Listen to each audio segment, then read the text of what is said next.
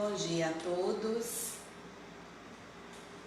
E mais uma vez, nós nos colocamos aqui à disposição da espiritualidade e na confiança da necessidade desse trabalho, na confiança do amparo que vem do alto, em um domingo onde nos leva naturalmente a refletir sobre o nosso mestre, o nosso modelo e o nosso guia, que é Jesus. Então eu gostaria neste momento de convidar a todos os que estão nos assistindo para fecharem os olhos, para vibrarem junto de nós e para concentrarem seus pensamentos nas energias do bem, para que nós possamos fazer a nossa prece inicial e darmos seguimento ao Evangelho dessa manhã. Senhor Jesus, é com imensa gratidão, Mestre, que te agradecemos nesse instante a oportunidade do trabalho. Sabemos das nossas dificuldades do momento presente, das lutas pelas quais o nosso planeta passa. Mas sabemos também, Senhor, que nada acontece por acaso e sem a permissão de Deus. E que desta jornada, destes momentos, sairemos mais fortalecidos e sairemos com mais coragem para vencer a nós mesmos. Neste domingo, Senhor, em que lembramos da sua ressurreição, nós te pedimos, renasça, Senhor, no coração de cada um de nós. Envolva-nos a vida, envolva-nos os pensamentos e nos ajude, Mestre, a seguirmos sem desânimo. Que nenhuma luta, que nenhuma dor, por mais duras que sejam, venha a tirar a nossa fé e a nossa esperança, porque o Senhor nos deixou amparados com seu Evangelho de amor e nos garantiu que onde um ou mais se reunissem em seu nome, o Senhor estaria entre eles. Então te pedimos, Senhor, que nos sustente, para que o nosso fardo seja mais leve, para que o nosso jugo seja mais suave. Muito obrigada, Mestre. Abraça-nos, envolva-nos e permaneça conosco sempre. Que assim seja.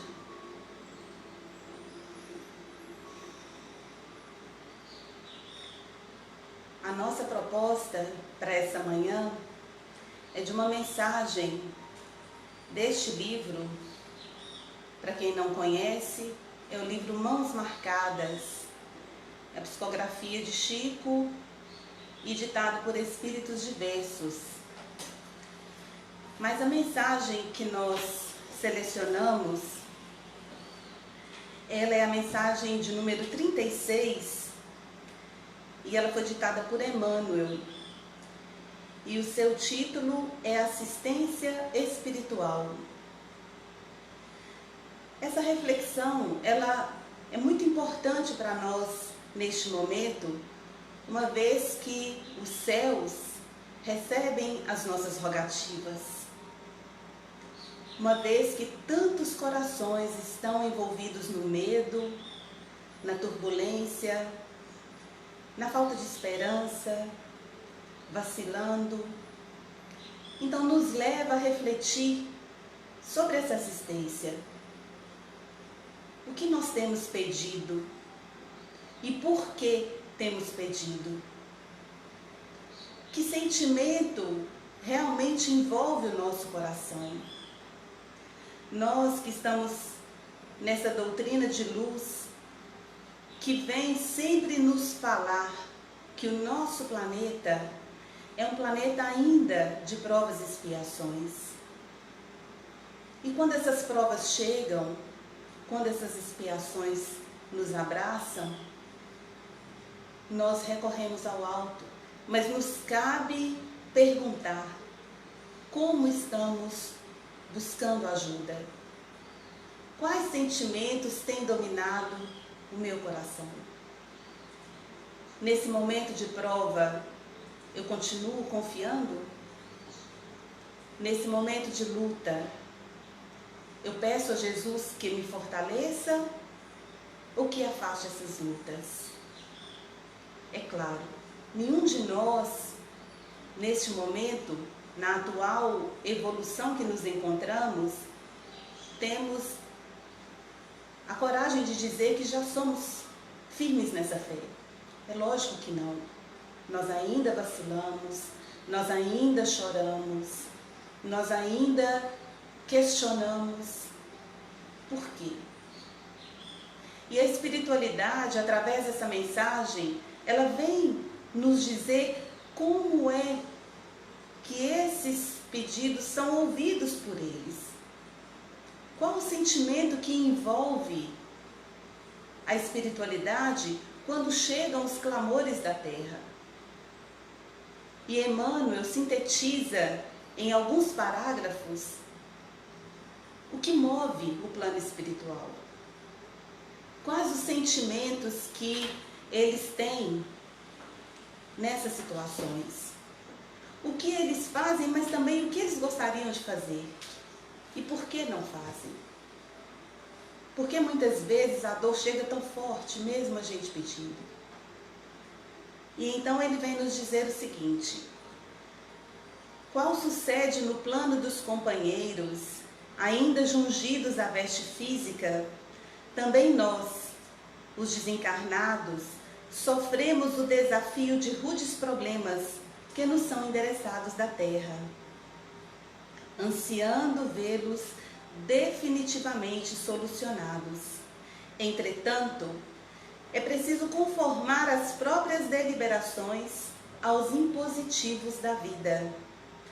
Entendimento não é construção que se levante de afogadilho, e a morte do corpo denso não marmoriza as fibras da alma. Então ele vem nos dizer que, apesar de sentirem ainda a vontade de nos socorrer da forma que nós pedimos, de aliviar nossas dores, de tornar o nosso caminho melhor, mais suave, que eles entendem que a vida tem imperativos que não nos cabe mudar, que não depende de nós. É uma força maior, é uma vontade mais inteligente que a nossa e que sabe o que é melhor para nós. Mas ele também vem nos dizer que quando deixamos a terra, que continuamos sendo os mesmos, que essa transformação espiritual, para o mundo espiritual, ela não nos muda e nós passamos já a aceitar e entender tudo que nos chega. Que não existe, como ele nos diz aqui, né, essa construção que se levante de afogadilho, ou seja, do dia para a noite. Então, se hoje, por exemplo, temos uma mãe amorosa que desencarnou e ela vê os seus filhos aqui em luta, sofrendo, o desejo dela continua sendo amparar, continua sendo de retirar esse sofrimento. Porém, quem está no plano espiritual, quem já entendeu as leis de Deus, sabe que esses imperativos não nos cabe mudar. Que há uma proposta maior por trás de tudo isso que nos acontece. E que essa força vai nos mover, querendo ou não. Nós seguiremos, querendo ou não. É claro que quando não queremos, atrasamos a marcha. Mas um dia teremos que continuar. E quanto mais nós retardamos essa marcha, mais doloroso se torna para nós. Depois ele nos diz: muitas vezes trememos diante dos perigos que se nos desdobram à frente de seres amados. E outro recurso não identificamos para sossegarmos a alma, senão a prece que nos induz à aceitação da eterna sabedoria. Diante então dessas dores e dessas lutas, eles ficam na expectativa, eles ficam aguardando que nós possamos vencer. E entendem que diante dessas lutas, o maior recurso que eles têm é a prece. É recorrer a Deus, não para que essas lutas sejam tiradas, mas para que nós sejamos fortalecidos, para que nós possamos ser vencedores de nós mesmos. A vontade é a mesma que se estivessem aqui, de nos socorrer da forma que pedimos, mas eles sabem que é rogando ao Pai que nós receberemos a força de que precisamos para continuar. Depois ele nos diz: afligimo-nos perante filhos queridos, engodados por terríveis enganos, e tudo daríamos de nós para que se harmonizassem com a realidade, sem perda de tempo. Mas é forçoso respeitar-lhes o livre-arbítrio e contar com o benefício do desencanto, a fim de que a experiência se lhes amadureça no âmago do ser, por fruto precioso de segurança. Quando nós caminhamos pelos caminhos que estão fora das leis de Deus, que nos levam a sofrer, o que em outras religiões se chama pecado, quando nós saímos desse caminho, quando nós saímos desse roteiro, eles ficam na expectativa de que a gente retorne. E eles pedem a Deus que nós possamos acordar, que nós possamos mudar o nosso roteiro e voltarmos ao caminho do bem. Mas eles sabem que muitas vezes, na maioria delas, só o desencanto vai nos fazer retroceder, só o desencanto vai nos fazer refletir. Só mesmo nas dores, quando as decepções chegam, quando as ilusões caem, é que nós entendemos o quanto as nossas escolhas foram ruins. E muito antes de prejudicar a qualquer pessoa, prejudica a nós mesmos. Mas ele também coloca para a gente que eles têm que respeitar o nosso livre-arbítrio. Eles nos intuem, eles fazem preces, orações, pedem a Deus, vibram para que a gente mude. Mas eles não fazem mais que isso. Porque a lei de Deus é a lei do livre-arbítrio, é a lei da escolha. Porque é através da escolha que nós conhecemos realmente quem somos. É nos momentos em que as tentações nos aparecem, nos momentos em que muitas vezes nós nos revoltamos, fazemos escolhas ruins. É nesses momentos que nós não resistimos e aceitamos, é que nós mostramos onde está a nossa deficiência. E caminhamos com essas escolhas até que o desencanto chegue. E a partir daí, a gente busca outros caminhos. Mas não é uma mudança simples. Não é uma jornada simples. É uma jornada que envolve a nossa vida como espíritos eternos. Depois ele nos diz: partilhamos a dor de enfermos estremecidos que nos envolvem o pensamento nas vibrações atormentadas dos roubos com que nos aguardam a intervenção. E renunciaríamos de pronto a tudo o que significasse nossa própria alegria para rearticular-lhes a saúde terrestre. Entretanto, cabe-nos a obrigação de acalentar-lhes a coragem no sofrimento inevitável às vitórias morais deles mesmos. Meus irmãos, quantas vezes nós sentimos o sofrimento de alguém que nós amamos? Quantas vezes, se nós pudéssemos, nós arrancaríamos aquela dor? Quantas vezes, se a gente pudesse, a gente restauraria a vida daquela pessoa. Mas os Espíritos vêm nos dizer que esse sofrimento, ele é inevitável para as conquistas morais daquele que sofre. E também precisamos nos lembrar de que hoje é alguém que eu amo, amanhã pode ser eu. Seria justo tirarmos as lutas daqueles que estão tentando crescer? Seria justo tirar as nossas lutas que vêm para nos transformar? A espiritualidade que já ama mais que nós, esses que já trabalham com Cristo, eles sofrem pelo nosso sofrimento, mas eles sabem e se regozijam com a nossa vitória.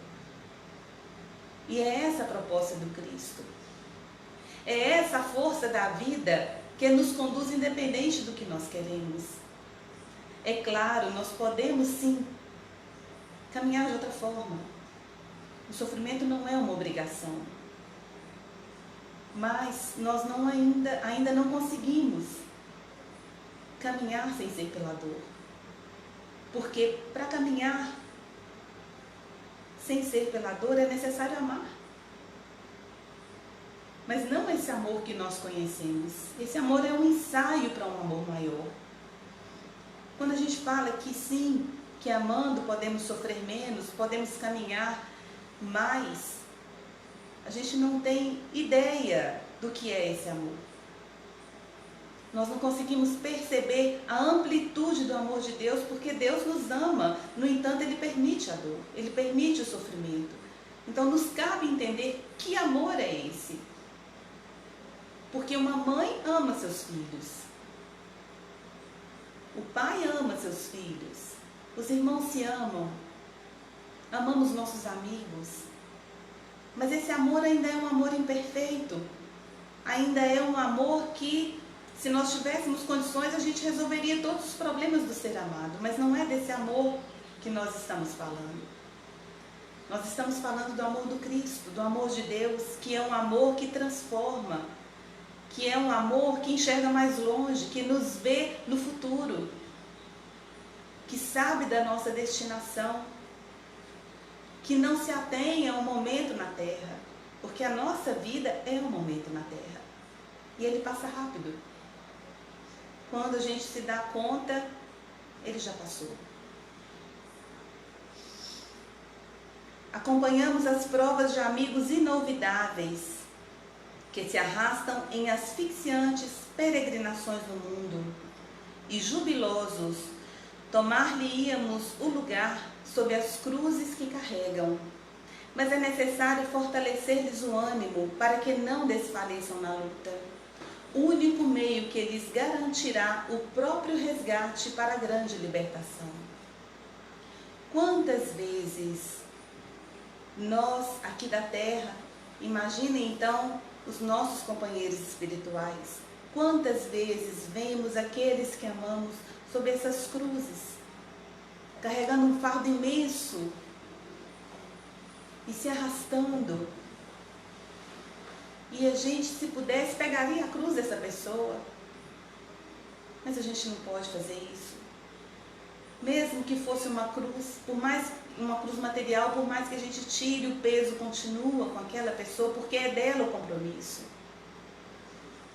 E quando o Espírito já entendeu o que propõe essa cruz, a gente pode constatar isso em vários romances espíritas, principalmente naqueles ditados por Emmanuel, por André Luiz, que aqueles que ficam no plano espiritual enquanto a gente vem para cumprir a nossa proposta, eles sabem que vamos sofrer, eles sabem que vamos ter dificuldades, e eles nos acompanham de lá, mas eles ficam torcendo para que a gente dê conta. É diferente de querer tirar essa dor, de querer tirar essa cruz. Eles já entendem, então por mais que eles sofram de nos ver sofrer, mas eles ficam na torcida para que a gente consiga. Eles ficam na expectativa que a gente vença essa proposta, esse caminho, que a gente palmilhe um tanto mais a nossa estrada. Porque só através dessa transformação, só através dessa persistência no amor, essa resignação, essa confiança em Deus, é que nós seremos um dia realmente felizes. Essa felicidade que a gente propõe tanto aqui no mundo, é uma felicidade que ela tem um sabor amargo, ela não dura muito. E mesmo aqueles que passam pela vida, muitas vezes parecendo que não vieram aqui para sofrer, que não têm problemas a resolver, é chegado o momento que eles terão que encarar as suas dificuldades. Às vezes, aquele que a gente pensa que mais pecou e por isso mais sofre, não é bem assim. Ele é o que tem mais condições de suportar. Então, ele pede uma proposta, talvez mais difícil para nós, mas que ele já alcança. O que nos cabe diante de tudo isso é fortalecer o nosso ânimo, é fortalecer a nossa fé, é pedir a Deus que esses amigos espirituais que estão nos aguardando, que estão nos acompanhando, possam envolver nossos pensamentos, possam envolver nossos sentimentos, possam nos sustentar, nos dar coragem e resignação para continuarmos sem desânimo, para não esquecermos a que viemos, por que estamos aqui, quem somos. Não podemos deixar que o véu da matéria encubra isso. Não podemos deixar que a matéria ofusque o espiritual, que é a nossa essência, que é a nossa realidade. Porque quando baseamos a nossa vida, a nossa alegria, as nossas conquistas na matéria, nós estamos buscando uma dor maior. Porque, como nos diz Emmanuel, tudo aquilo que os nossos olhos podem ver, se não está morto, vai morrer. E ele também nos diz que o tempo se encarrega de destruir tudo aquilo que ele não edificou. E o que o tempo edifica? Verdadeiramente, o que o tempo edifica? Quantos monumentos, quantas construções no mundo, quantos poderes já passaram? O que ficou de tudo? Quando nós pegamos os nossos livros de história, o que ficou de tudo? O ensinamento. E é isso que nós precisamos entender. Que a proposta é muito além do que os nossos olhos podem ver. Então precisamos confiar, porque nós não estamos sozinhos. Depois ele nos diz: seguimos o curso de acontecimentos desagradáveis entre irmãos que nos partilham ideais e tarefas, entendendo que qualquer sacrifício justo ser-nos-ia uma bênção para furtá-los aos conflitos que lhes ferem a sensibilidade. Contudo, é imperioso de nossa parte sustentar-lhes as forças na travessia das crises menores que lhes vergastam o coração no presente, para que se lhes ilumine o aprendizado e se lhes acorde mais vivamente o senso de responsabilidade no dever a cumprir, evitando-se calamidades maiores que cairiam de futuro por agentes arrasadores nas construções espirituais deles próprios. E nós refletimos que muitas vezes nós enfrentamos, pelo nosso orgulho e pela nossa vaidade, oposições. Encaramos como oposição porque ainda não entendemos que a proposta do Cristo é sempre que nós possamos aprender cada vez mais. Então, nessas dificuldades que às vezes passamos, até mesmo no nosso meio espírita, na nossa casa, em outras casas, ela vem com a proposta de nos tornar mais maduros, de nos mostrar na prática aquilo que devemos fazer, de buscar o entendimento nessas situações de qual o melhor caminho baseado no Cristo. É nesses momentos em que os ensinamentos vêm e que a gente confronta aquilo que a gente tem aprendido com o que tem nos ocorrido, para que nós possamos escolher melhor. Mas infelizmente, muitas vezes, a gente ainda fala assim, mas eu não sou Jesus. Então eu ainda não vou agir como Jesus. Eu não consigo. Mas a gente ignora o fato de que o Cristo nos disse que nós somos deuses com D minúsculo. E que podemos fazer tudo o que Ele fez e muito mais. Mas a gente prefere massagear o ego, a gente prefere conservar o orgulho e a vaidade, ao invés de buscarmos outros caminhos. Ao invés de trazer a proposta da doutrina, que é transformar cada um de nós, que é modificar cada coração que já tem o conhecimento dessa luz. É claro, as demais religiões também têm essa proposta.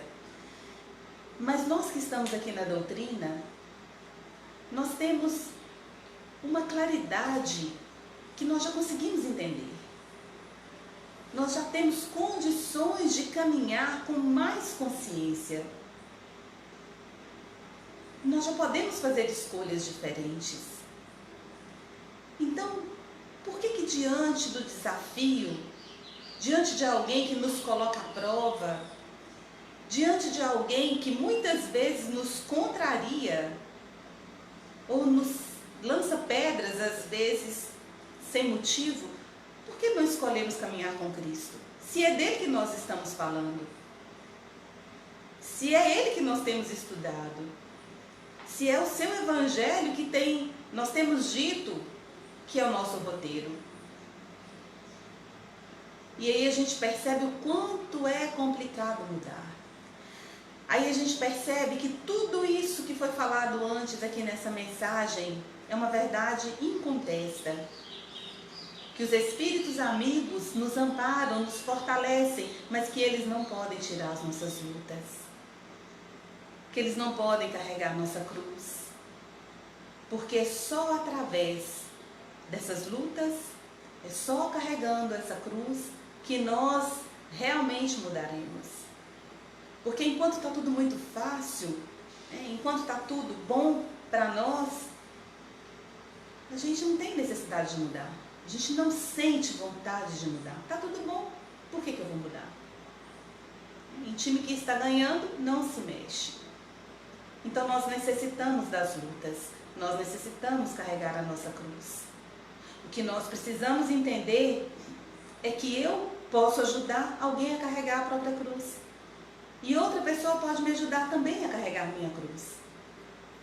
Fica mais leve, fica mais suave, porque Jesus, ele usa aqueles que já o conhecem e que querem fazer algo para contribuir, ele usa essas pessoas para aliviar a dor do outro. Não para resolver os problemas, mas para partilhar, para abraçar, para consolar, para dar esperança, para dar o abraço que às vezes é o que a pessoa precisa, para ouvir o que temos feito tão pouco, para se importar de verdade com aquele que sofre. Só dessa forma nós poderemos caminhar com mais suavidade. É só estendendo a mão, é que nós também teremos mãos estendidas para nós. Apesar de que, pela misericórdia de Deus, nós somos sempre amparados, independente se nós amparamos ou não. Mas aquele que já ampara, aquele que já quer fazer parte, quer um mundo melhor para todos e não só para si, ele tem um amparo muito maior, porque ele já caminha. De Deus é superior a todas as nossas vontades. E ele aceita sem revolta. Ele é resignado, é humilde. Se não, está buscando ser.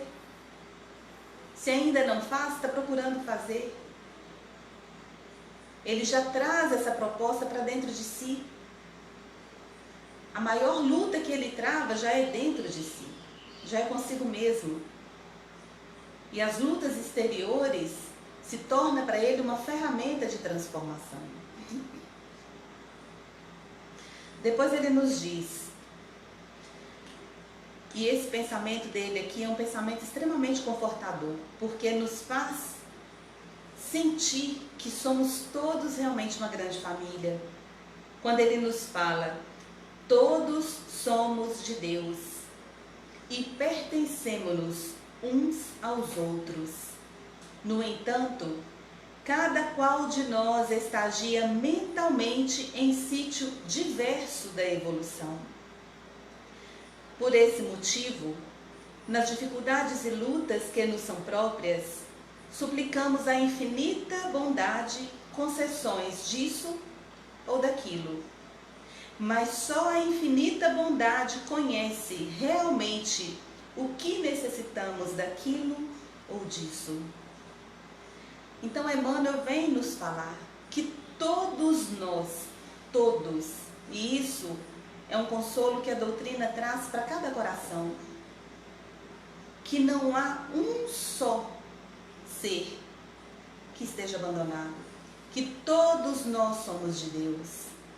Toda a criação do Pai é cuidada por Ele, independente de quem eu sou, independente do que eu fiz, independente do que acontece no mundo, que tudo isso é cuidado pelo Pai. E eu me lembro que no livro A Gênese, quando Kardec vai fazer um estudo, falar sobre Deus, ele faz uma colocação que é imensamente grata a nós. E ele diz o seguinte, que nós não temos condições de conhecer Deus, de saber como é Deus. Tanto que a sua pergunta no Livro dos Espíritos, sua pergunta primeira é o que é Deus? Porque nossos sentidos não são capazes de abraçar essa ideia, esse pensamento completo. E lá na Gênese, ele faz a seguinte proposta. Vamos imaginar que Deus é o éter. E nós sabemos que o éter, que o fluido cósmico universal, ele está em toda parte. E que ele navega pelo universo e preenche todos os espaços. Que ele está em todos os mundos. Que ele está na terra. Que ele está na água. Que ele está dentro de nós. Que ele está em todos os seres, por mais insignificantes que sejam. E que ele invade tudo. E então Kardec conclui para nós. Dessa forma, podemos entender que Deus lê nas dobras mais íntimas do nosso coração. Porque nós somos dele. Nós estamos todos nesse éter. Nós somos unidos no pensamento de Deus. E não há um só coração que esteja fora dessa lei. Porque Deus é o nosso Pai, é o nosso Criador e Criador de todas as coisas. Deus vive dentro de cada um de nós. Por isso Emmanuel vem nos dizer que somos todos dele. E que pertencemos uns aos outros. Porque ninguém caminha sozinho. Ninguém está sozinho de fato. Muitas vezes sentimos a solidão, mas é ainda pelo nosso egoísmo de querer viver de uma forma que não condiz com o amor de Deus. É por querermos viver de uma forma que as nossas vontades têm que ser prioridade acima de todas as outras. Mas nós pertencemos uns aos outros e é só nessa troca, é só nessa permuta que nós nos completaremos. É só nesse sentimento de envolvimento com o outro, de envolvimento com a vida, é que nós entenderemos e sentiremos realmente o que é a vida. Fora desse caminho, tudo termina em desilusão. E essa ilusão que nós vivemos ela simplesmente tarda o nosso passo, dificulta as nossas conquistas morais. Por isso é necessário ela cair. É um véu que cobre a realidade dos nossos olhos, que não nos permite enxergar verdadeiramente o que está ao nosso redor, o que realmente é a vida. E é quando nós nos unimos, quando nós nos abraçamos, quando nós entendemos que a dor do outro também influencia em mim, querendo eu ou não, e nós nos comovemos com aquela dor, é que nós sentimos quanto é bom estarmos juntos. Nesse momento de isolamento, todas as vezes que chegamos aqui no CEALC, é inevitável sentir quanto cada um faz falta. Lembrar de cada um que sempre está aqui no seu trabalho, assistindo a palestra, conversando, abraçando, o quanto isso faz falta. Mas a gente entende que esse afeto, ele não tem distância, que esse afeto não tem barreiras, e que esse momento talvez seja o momento de nós levarmos esse afeto para dentro do nosso lar. Para aqueles que muitas vezes ficam em casa enquanto a gente está aqui, e que também têm dores, que também têm carências, têm necessidades. E nós entendemos o quanto essa casa é preciosa para nos recarregar, quanto ela nos ajuda a buscar força, coragem, energia para continuarmos lá. Então nós estamos aqui nos reabastecendo para a jornada, mas agora chegou o momento de nós levarmos essa força para dentro do lar. Porque esse momento em que estamos vivendo, os lares têm sido abandonados, e é por nós. As pessoas que estão juntos de nós na família, muitas vezes são ignoradas por nós. Ou, se não ignoradas, mas convivemos superficialmente, sem nos preocuparmos, sem estender a mão. Então é um momento de refazimento para todos, porque o Evangelho do Cristo, ele não tem barreiras. O Evangelho do Cristo, ele está em toda parte. Ele está no seu coração, ele está no meu coração, ele está com todos nós. Desde aquele mais simples àquele que se considera o mais ilustre. Basta apenas que a gente olhe para dentro, que a gente tenha a humildade de reconhecer o quanto precisamos de Jesus, o quanto precisamos da espiritualidade, o quanto precisamos compreender a vida e abrir os nossos olhos, porque Kardec vem nos dizer que o materialismo, ele destrói tudo, e a gente pensa que materialismo é querer ter um carro, uma casa, 2 carros, 2 casas, quando na verdade o materialismo é aquele que nos cega. Muitas vezes estamos aqui dentro da casa espírita e somos extremamente materialistas, porque temos apego até a casa. Como eu mesma disse, a falta que a gente sente de cada um aqui, se estamos interligados mentalmente, por que sentimos falta da presença material? Faz parte da nossa condição, mas isso não pode ser uma barreira. Isso não pode ser intransponível para nós, porque podemos nos conectar. E a nossa conexão será melhor se nós buscarmos ela junto com Jesus. E para encerrar, ele conclui para nós: condicionemos assim os próprios desejos à divina orientação que dirige o universo em divino silêncio. Porque foi ao reconhecermos, por enquanto, incapazes de querer e saber acertadamente o que mais nos convenha à verdadeira felicidade, é que Jesus nos ensinou a sentir e dizer na oração diante do Pai: seja feita a vossa vontade, tanto na terra quanto no céu. E então, diante de ensinamentos tão grandiosos, só nos cabe pedir a Deus que seja feita sempre a vontade dele. Que nossas preces, que os nossos pedidos, que os nossos pensamentos estejam sempre em busca do Pai, mas na confiança de que o que nos ocorre é sempre para o melhor.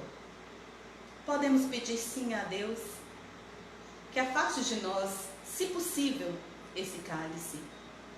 Mas, como disse o próprio Cristo, que seja feita a vontade dele e não a nossa. Porque estamos envolvidos numa vida que não compreendemos ainda, porque essa vida é Deus. É Ele que nos move, é Ele que nos permite existir. E Ele nos criou para a felicidade, mas como diz na leitura, para a verdadeira felicidade. E não a felicidade que nós ainda queremos.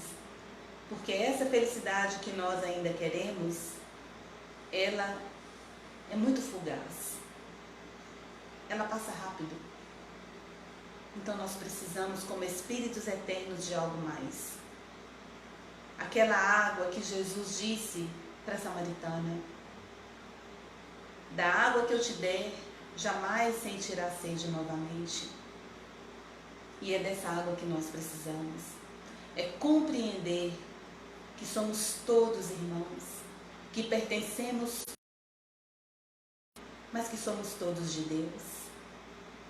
E é sabendo que recebemos nestes instantes, é na confiança de que não estamos sozinhos, de que a espiritualidade está junto com cada um de nós, onde quer que a gente esteja.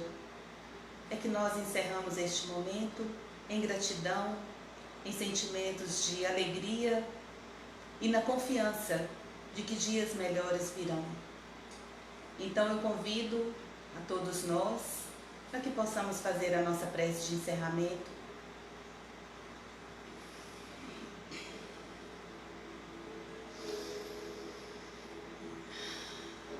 Jesus, divino amigo, neste instante, Senhor, em que estamos a refletir no seu evangelho de amor, de paz, de resignação e de sabedoria, te pedimos, Senhor, que possamos sentir a sua presença, que possamos lembrar daqueles tempos quando o Senhor pregava nos montes,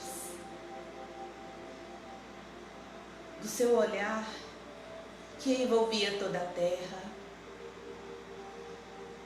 que abraçava cada um e fazia-nos sentir, Senhor, o quanto nos amava.